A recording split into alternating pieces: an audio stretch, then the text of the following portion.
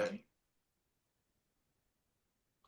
Hello, everybody, and welcome to this latest in the ValuesJam guest session series. Hayley, brilliant to have you here. And to start with, please introduce yourself and tell everybody about the great work that you do. Hi, Alan. Thanks so much. It's really wonderful to be here with you and with your audience. My name's Hayley Morrisson. I am a communication trainer. My work is in the realm of nonviolent communication, also called compassionate communication. So, how is it that we learn to shift out of this paradigm of right and wrong and blame and judgment? And how do we move into a greater sense of self-connection, clarity and understanding for ourselves, and the ability to communicate clearly, effectively, to make requests, and to stay in connection with other people? And I work with individuals, I offer workshops in workplaces. It's a whole range of different ways that this work can happen. And people can find me on LinkedIn or my website, HayleyMorrison.com. Thanks. Brilliant, thank you. And it just struck me when I was listening to you then that the world is much more like you've just described, judgmental and right versus wrong and Mhm. polarized, all of that sort of stuff, which must be great for business for you. but I'm curious to know from you why you think we've got to this place compared to it not being as bad as this maybe 20 years ago. Or was it just the same and that's a perception thing?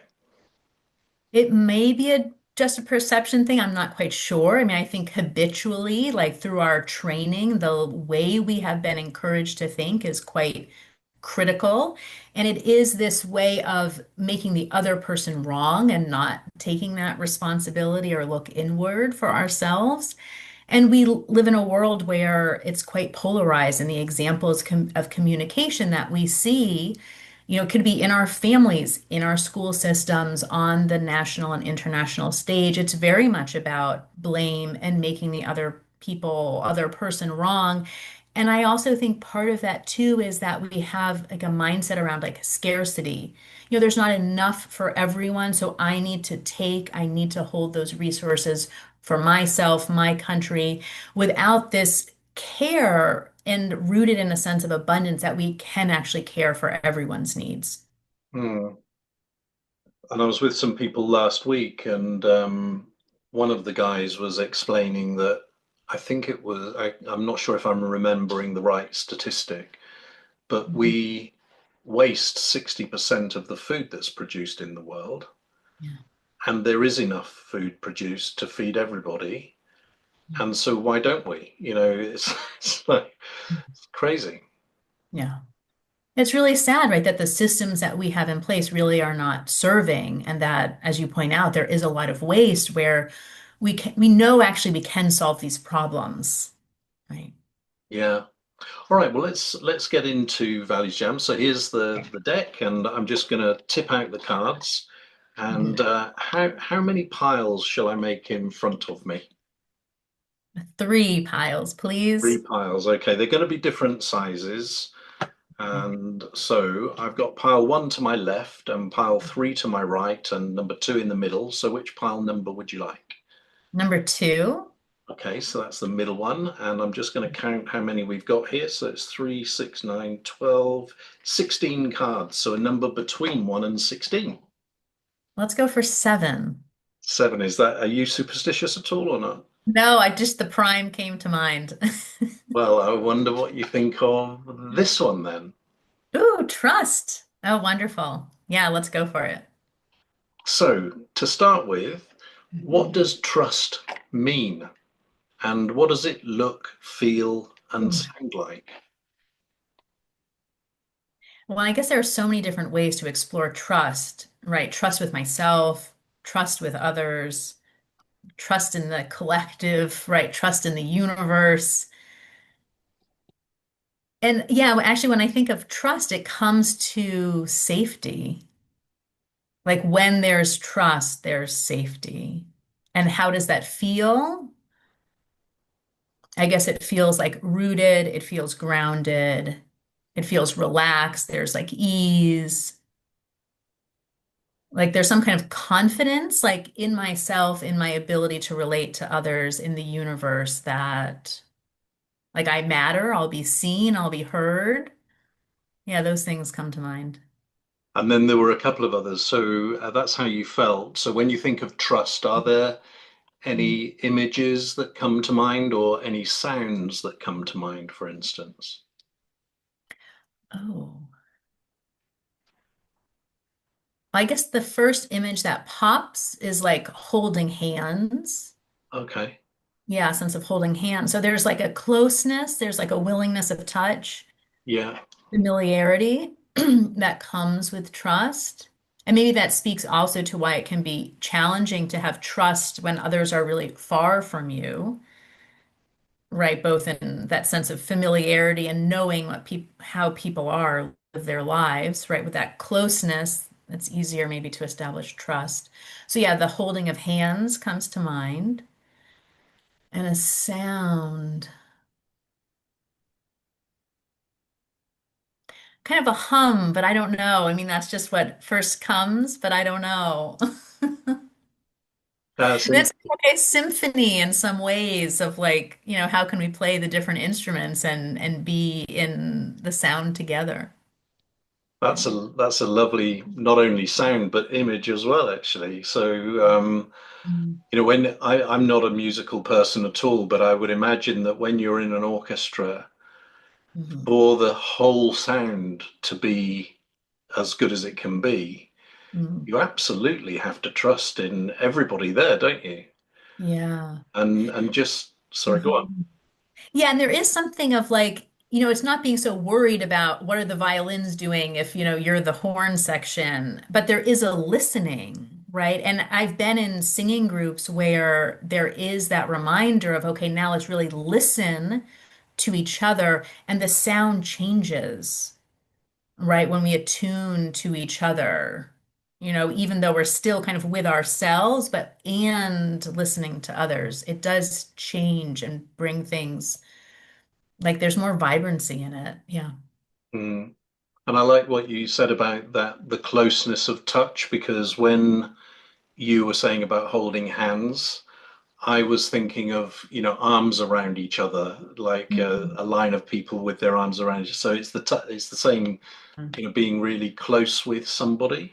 Yeah. Um, you also mentioned confidence after you'd explored some other words, and that was at around about the same time that the word courage came into my mind, and I think the two are quite closely related there, because when you trust in either somebody or a group of people or a situation, Mhm.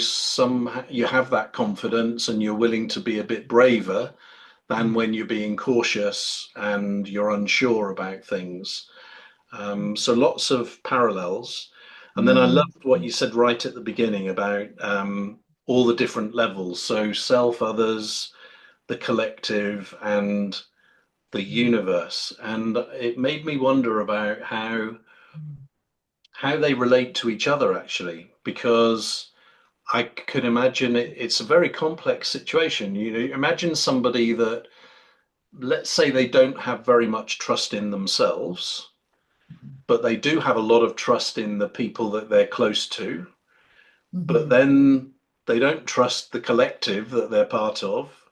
And there may be a person of faith, and so they have a whole lot of trust in the universe. Yeah. How do you sort that out? Well, in some ways, it seems kind of paradoxical. And also, like for each individual, like there's these like unique relationships that we have at these different levels. So, yeah, how do we tease it out? I mean, I guess it's interesting for me to wonder, if I don't have trust in myself or much trust, like how does that impact the capacity for trust in others? I don't know. I mean, I was just journaling actually about like self-love this morning, and it feels like, oh, that really is like the foundation. Trust in myself, right? Care for myself, self-love. Yeah. Yeah, it definitely seems like there is a strong, I nearly said direct, maybe it's not direct, but a strong relationship between them. So like you've just said, if you've got a strong level of trust in yourself, then Mhm. that's probably the foundation for being able to trust in others. Mhm. But actually, it could also go the other way, where Mhm. because you trust yourself, you Mhm. expect the same level from others as yourself, and Mhm. you're not sure that they do have that. And so there maybe you're left short in your expectations. So yeah, Yeah. this is at the beginning, this is just making me think, whoa, this is a Mhm. whole kind of knot that's Yes. all tied Yeah. up. Yes. Yeah, and I can imagine too, actually, maybe someone has like great dependence on other people. And so, right, maybe there is greater trust in others than in their own abilities, right, or in themselves. Yeah, so somebody that's vulnerable, for instance, Yeah. who might not feel very confident in their own capability. And Yeah. actually, there's another example of, wow, this is so there's an example of whereas you think that trust in the people around you might be a very positive thing, in Mm, this situation where somebody is lacking in self confidence, it's possible that they become over dependent on those people around them and yeah. then do nothing to address the situation at an individual level. Yes. Yeah, I think that could be a risk too. So I guess what I'm thinking about now is like, what is the dynamic relationship among these different levels of trust and like wanting some level of balance or cultivation like at each level that would maybe seem to support like real flourishing for a person. Mm. So, is there something about the healthiness of understanding that the current level of trust at all these different levels Mm. is not fixed, it's dynamic. And so, you don't have to live with what you've got. You can work on whatever it is that needs to be worked on. Yeah. Yeah, I absolutely think that's true. And then I think in terms of, especially with individual relationships, right, there is this dynamic, a feedback loop of how do other people act, and does that contribute to trust or does it diminish trust? And how do we have discernment about, yeah, people's actions, people's words, and what does that mean for the trust between us? Mm.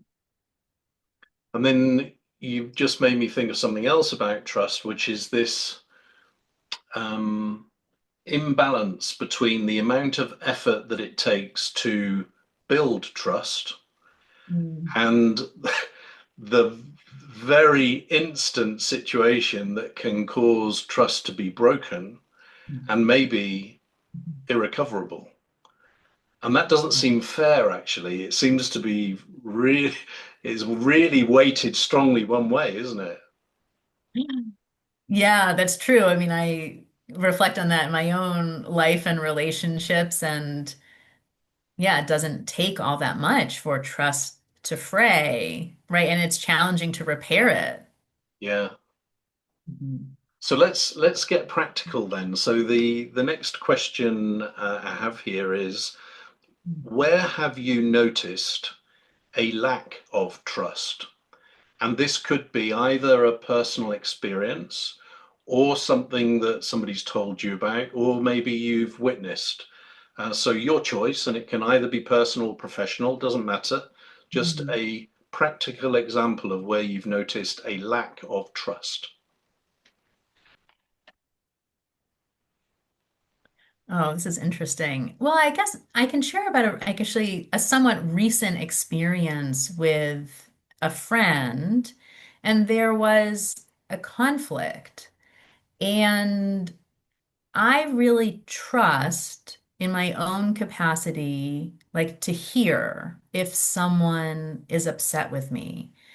And part of this is through like this training in nonviolent communication. And part of this work is that, I know that like judgment and criticism and anger, it actually speaks to an unmet need in that other person. It's not actually about me. So there's like some training that I can hear it because I know actually it's not about me, and I have some practice in like, okay, not taking things personally. But in this situation, I think my friend hasn't had that experience in previous relationships where people can be open about what they're upset about without having it cause like a tear in the relationship. Mhm. Right. And so the person wasn't wanting to share, like wasn't wanting to disclose like what was bothering them. And their way of kind of processing their own emotions was to kind of like really step back and to kind of go dark. And for me, in that space of darkness, it's like, what's going on? And so there's all this uncertainty for me because I so love clarity. I so want to remain in connection and communication. And so that was a moment where, yeah, the trust, like there was like a dimming of trust because it was like, I don't know what's happening here. And so that was a very challenging experience. Mm. The one that immediately came to mind for me was a professional one, and it's one of Mhm. micromanagement of people. So Mm. I like to be, or when I was in the corporate world, I used to like to be given a very clear objective, Mm. understand the resources that were available, and then be left to get on and do it. Yeah. And so it really used to wind me up if somebody was wanting to know every 5 minutes how you were getting on, because and it might not have been a fair interpretation, but the way I interpreted it was that you don't actually trust that I'm going to be able to do this. And that's why you need me to tell you how I'm doing at every stage. Yeah. And there almost, it's like there's an asymmetry in trust that you have trust in yourself, in your capacity and ability to deliver without needing that micromanagement. But in the relationship, there wasn't a trust that kind of matched your own trust in yourself. Yeah. And Yeah. actually, it's going off topic now, but I've just thought of somebody that I reported to, Mhm. and I rarely had anything to do with him. And one day, I think I said to him, do you think that I should communicate better with you? Mm. And he said, I'm just so pleased that you just get on and do the job. And I know that if you need me, you will be in touch, but otherwise carry on because Mhm. I'm spending all my time dealing with these guys who need my help much more than you. Yeah, well, and what that example speaks to me about is like how communication can build trust because you're both like there's like a reality checking of like what do you need from me? Do you need more from me? What is it that you need that contributes to this sense of trust between us? And then yeah, he can say, I'm good, you know? Yeah. And so what about the opposite side of that coin? When have you experienced trust itself? Oh, well, I can speak about like my trust in the universe, and that has been kind of a later development in my life, really through yoga, meditation, other spiritual practices that have given me a sense of trust in the universe. And that actually was the foundation for me quitting my job as a lawyer, right, without a plan and going on a radical sabbatical because I really had this trust that it came through of like, I will be okay no matter what. Well, I'd love That to. was I'd love to hear a bit more about that, and I'll kind of I'll align with you after I've asked this follow-up question because I'm I'm in a similar situation as you. In over the last few years, I've learned to trust a lot more in my intuition. What I'm curious about is, as a lawyer, you must have a very rational, logical brain. yes. And trusting in the what you don't know versus what you do know is not that rational at all. And so, how do the two go together? Yeah, they're learning to talk to each other. Because yeah, my whole life I've really over prioritized, over emphasized my mind, my intellect, kind of trusting like what's rational, what's logical, and not relying on trust and intuition so much. But I really got to this point in my career of like, the reality is I'm not quite happy with my life. You know, this way and mode of being in the world, it's actually not serving me. So that was kind of the wake up call of like, it's just not working. I'm not happy. Right. And the experience of this trust was I went on a 9 day Kundalini yoga retreat in India. And we were practicing, these incredible practices, 8 hours a day. And just over time, just sinking into that deep sense of like peace and trust. And like my mind just cleared. And I really just, I don't know if you call it a spiritual awakening or what, but it was like, oh, I felt it. I felt beyond my explanation and understanding, this level of trust and connection in the universe of like, it's going to be okay. Yeah. Yeah, It may my not be a very satisfying answer, but it's part of like this magical unknown that I'm learning to like lean more into, and I find so much meaning and joy in that. mm, mine mine was quite different. So I've not had that kind of moment of awakening. Mhm. Mine was more gradual, but I started to realize that these wonderful things were happening that could not possibly have been planned. And so then I started to kind of just not need to know why, why did it happen, and just enjoy it. And then try being like that a bit more. Mhm. And what actually the if there was a moment, it was a recollection of something that my grandmother used to say. Um, so she used to say, "You need to follow your nose," and I will never know. I wish I could ask her, but it's strikes me as a bit weird that my Mhm. work is focused on values, what's really important to you, and living your life aligned to that. And I sometimes wonder, is that what my grandmother meant, or was it nothing to do with that at all? And I'll never know. Yeah. But it's interesting to think about. Mm. Um, and that just related to that, also, I've been asking people probably over the last couple of years now uh, to think of something that they've been really proud of in terms of an achievement, Mhm. and then to consider honestly what percentage contribution they made through their actions compared to other people and circumstance. And virtually everybody comes to the conclusion that it wasn't really much to do with them at all. Do you want to have a go at that? I mean, something that you're really proud of, and just think through the part that you played and other things that happened.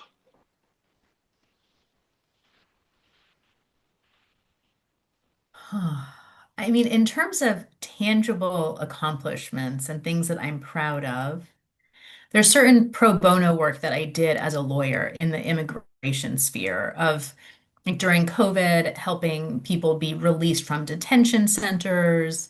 And then I guess before COVID, my firm was involved in a very large case to protect a certain immigration program that was being canceled under Trump, to allow these dreamers, these young people who had come to the United States as children, to allow them to stay in the country.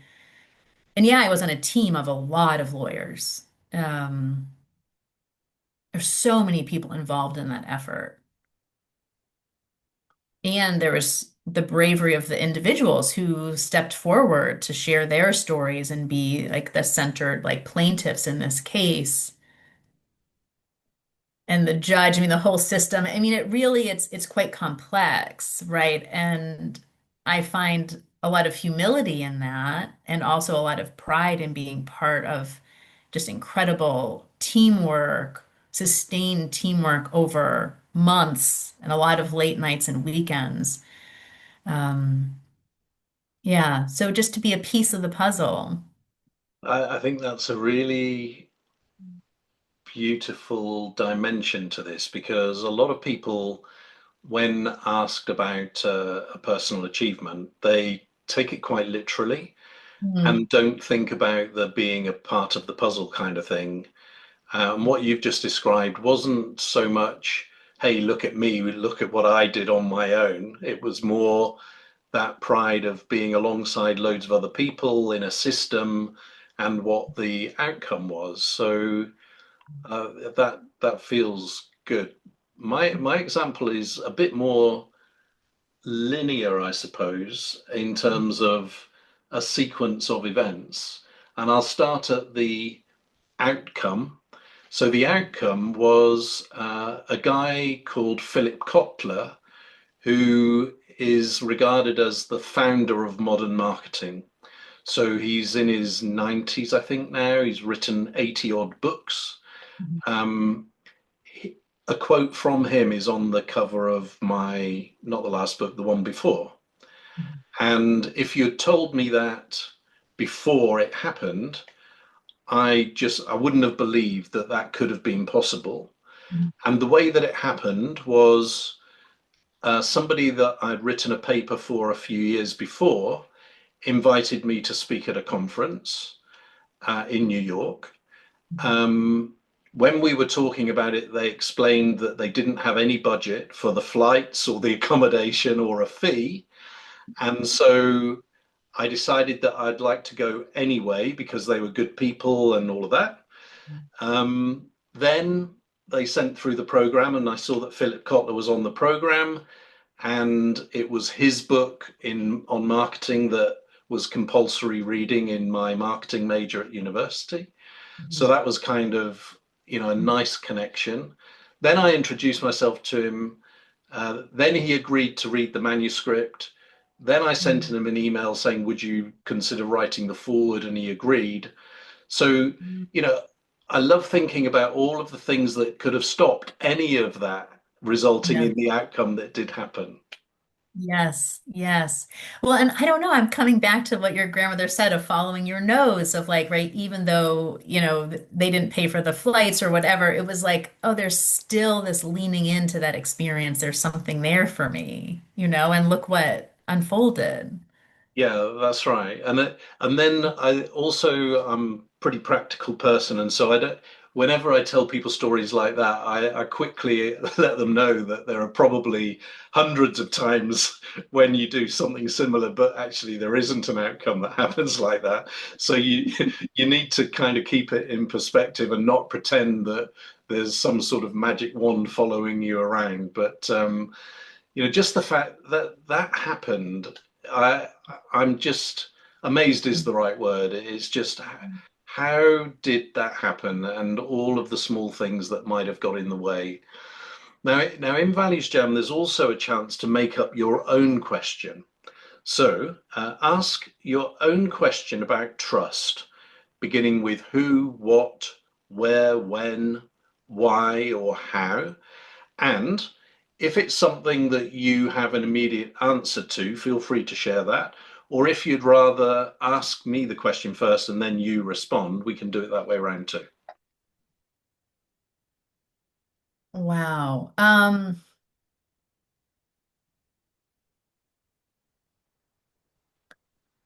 guess that one question that comes to mind, just out of curiosity, right, is like as a child, like with whom did you have like the greatest sense of trust, like maybe outside of your family?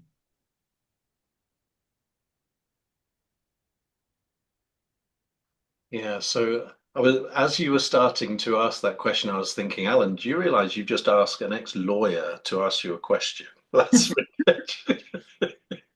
I And then hope it doesn't feel like cross-examination. and then right at the end you said outside the family, and I'm gonna this is maybe a cheat, but it's in my head, and I've learnt in Values Jam that you should just share what comes to your mind. I remember the day that I first found out that my dad had told me something that wasn't correct. And I just remember this realization, but isn't he the guy that's always right? And it was that moment that I realized that he was a human being and that you weren't always right. Outside family, I think it would have been my English teacher, whose name I remember, Mr. Burrows. And he did a lot to inspire me writing and my interest in poetry. Um, and why did I trust him? He was relatable, so he wasn't as distant as some of the teachers were. Um, I got good reports, I remember, so I remember him telling my mum that I was a good student, so that probably built the trust as well. And then he had a bit of a sense of humor. So those were the kind of, I felt that he was more approachable and human. And going back to my dad, my parents split up, so I didn't really have a strong father figure, and so probably that was a substitute father figure as well. So those kind of things mixing up there. And what about you? Outside of your family, who did you trust? Yeah, teachers are coming to mind. Okay.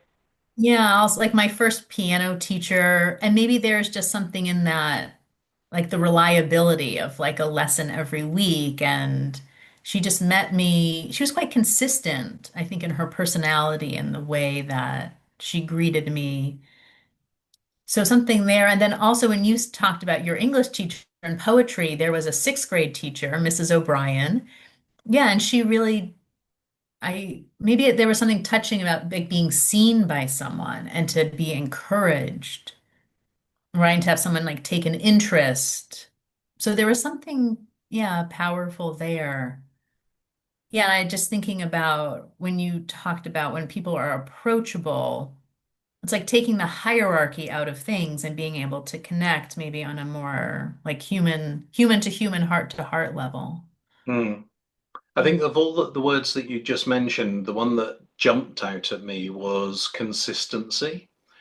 Mm, And I think back to my time in leadership roles where mm, that's what I wanted to strive for. mm, And it wasn't so for me at that time. I remember thinking it's not so much whether you're right or wrong or liked or not liked.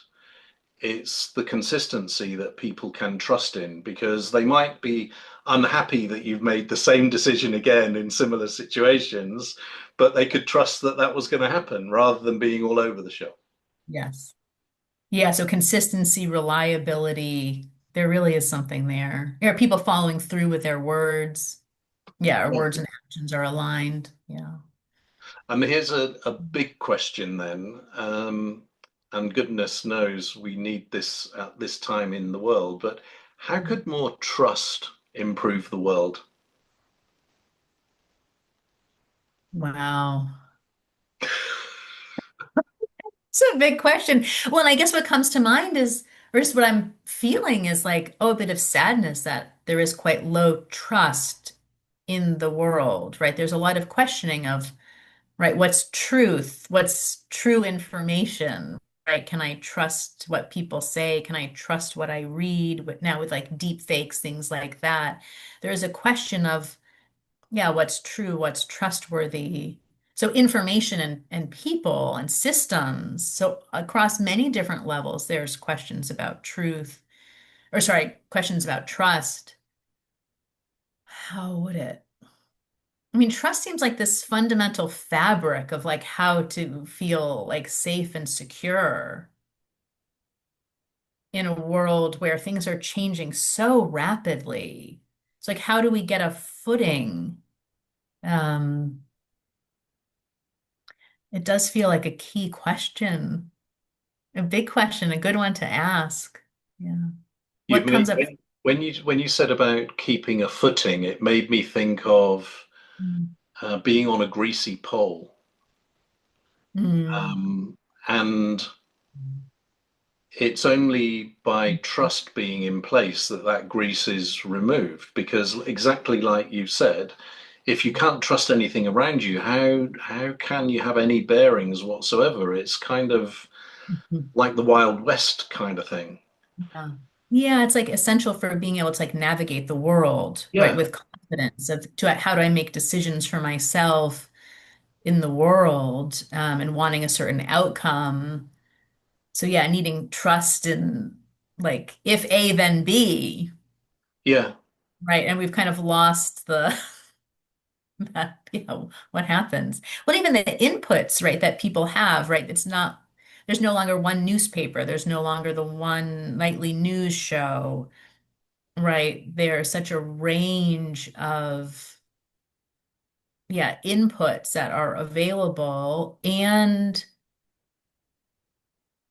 I guess in terms of like trusted sources, now there's really been kind of like a decentralization of knowledge, of trust, of wisdom. It's not just that we look to like the experts, we look to universities or certain places for reliable, trustworthy information. I mean, now I guess with our culture of influencers, I mean, everyone can share a belief, an opinion, and there are platforms that allow people to have that voice, which can unleash incredible creativity in the world. And it's very exciting in many ways that there's this decentralization, more access for people to share and connect.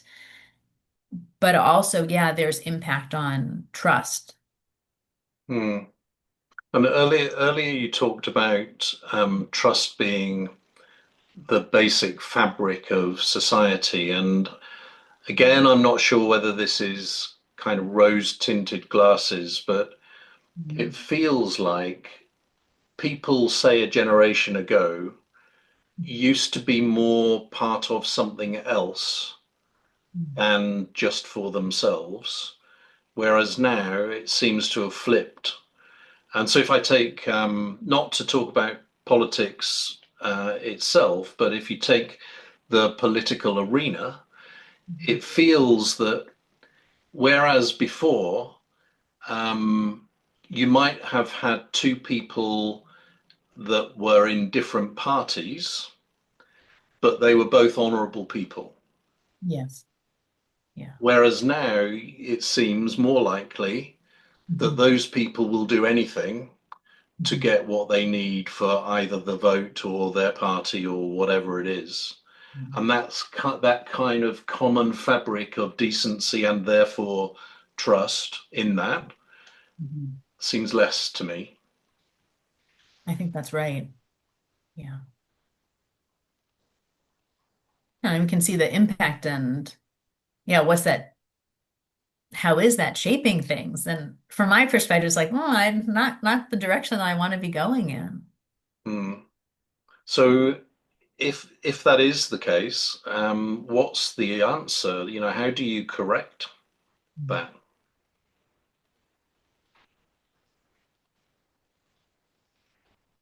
Well, oh gosh. Yeah, big question. I mean, some of it I think is going back to those layers of trust, right? Coming back to the self, my relationships with others and the kind of in my community, and maybe kind of starting in these more like local spaces of, yeah, how is it to create connection and to see the humanity in my neighbor, right? Even when my neighbor, right, is putting up the political sign of the other party, right? So even in moments like that, because if we're othering our neighbor, like how are we going to do it with someone who lives across the country, right? Or in a different country if we can't do it right within our families, within the neighborhood.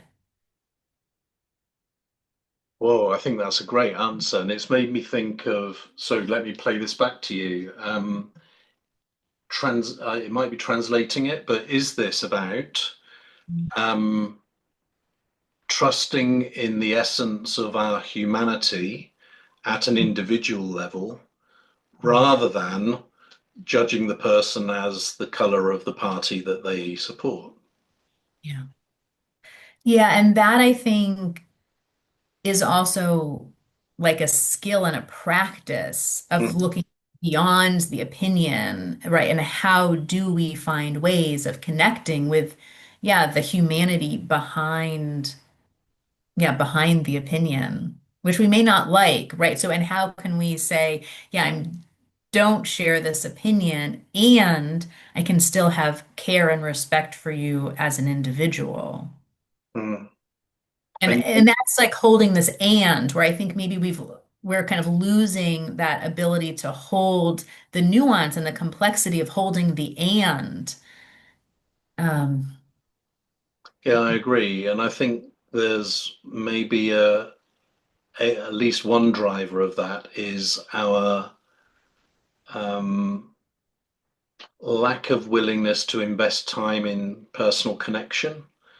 So we seem more ready to say, oh, that guy's a whatever supporter, closed down, rather mhm. than I'm really interested why you choose to vote that way. And is it a family thing or, what's happened to you that causes you to do that?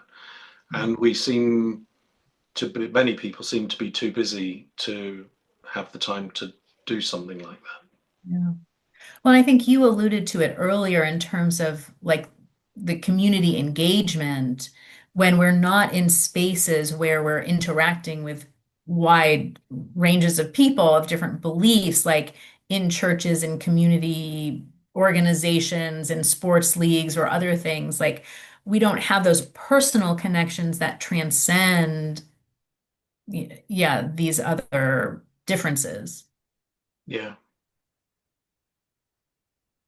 So I think this feels like a good time to draw our values jam to a close. And there's a final question.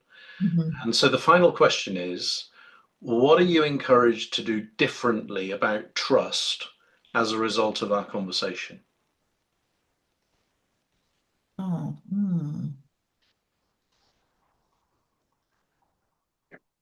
Yeah, well, when I think about the work that I do, like, oh yeah, how to bring it more into the community.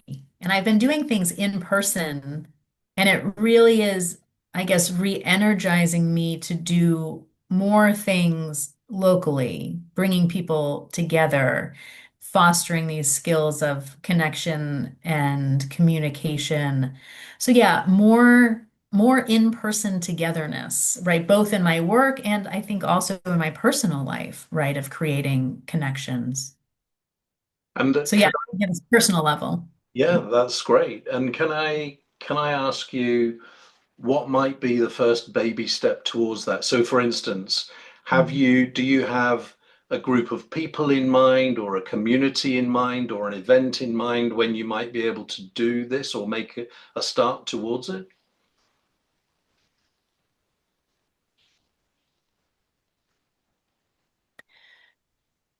Yeah, and well, it's I guess the question is maybe how to think bolder about bringing more people into this work. I'm doing, these workshops in nonviolent communication. And yeah, how can I dream bigger of making that into a bigger arena, inviting more people in from different parts of the community? So maybe that's it, of how to draw in people from different parts of the community that I maybe have not connected with so far. And I'll do some brainstorming on that. So yes, I'm thinking Okay, of how to create more bridges across community. Mhm. brilliant. And you've reminded me a colleague of mine who is in the US. I think it was a couple of days ago, she did a class, so a lesson on kindness for very young children. Mm. And one of the exercises was for them to share with their classmates what they loved about themselves. Oh. Yeah.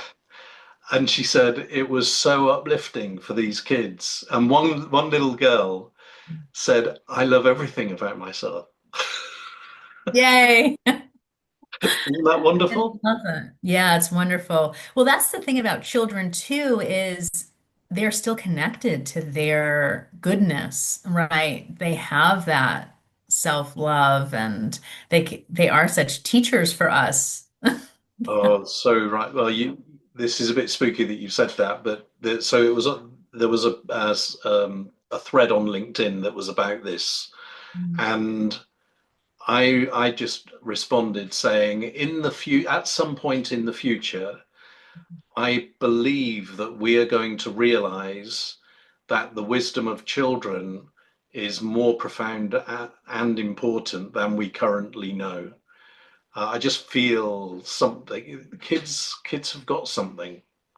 Yes. Yeah, Mine. Sorry, go on. well, I think of my 5-year-old niece and just her enthusiasm for life, and the willingness of like, done with that, on to the next thing that like brings her joy, really following her enthusiasm, right? When I'm like, well, we should finish this, like, why? I mean, there are many reasons why, to reach completion of things, but also there really is the lesson in just finding that joy. Definitely. Yeah, I love the enthusiasm, the lack of a face. It's Yeah. just real. In fact, you just reminded. I don't think this really happened, but it's a story about people waiting in the line in a supermarket, and there's a mother with her, say, 5-year-old, and they are standing behind a guy who's more than 6 foot tall and very large, and he's wearing a pager. Hmm. And as they're waiting, the pager goes off and beeps. And the little boy says, "Mummy, watch out, that big fat man's reversing." So, so what I'm encouraged to do differently about trust is to do more of it. This has reminded me to think of all the times more recently where I've maybe not been sure that I should do something, but I followed my nose and I've done it, and the outcome has been good. And so I'm consciously going to practice doing more and more of that. So that's a really good reminder. Thank you. Nice. Yeah, and thank you for bringing it to this more concrete level of how do we bring it into our lives. That's so important. Okay, so thanks, Haley. You're now a qualified values jammer. Thank you, Alan. This was really fun. You take care. Bye. Mhm. Bye.